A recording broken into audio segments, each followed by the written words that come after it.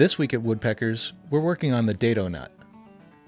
The elegant design integrates the arbor nut and washer, allowing you to maximize your dado stack on SawStop Table Saws.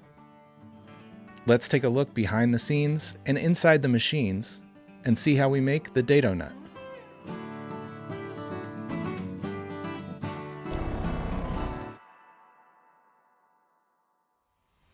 Each Dado Nut starts as a solid piece of high-quality stainless steel bar stock.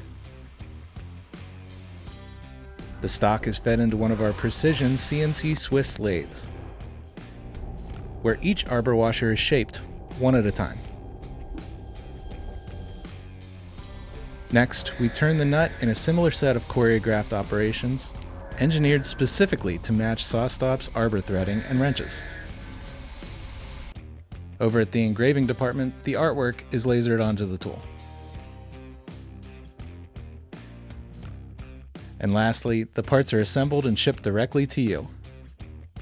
Like all of our tools, each Dado Nut is made right here in our shop in Strongsville, Ohio. Cut full-width dados safely and accurately with Woodpeckers Dado Nut. Order yours today.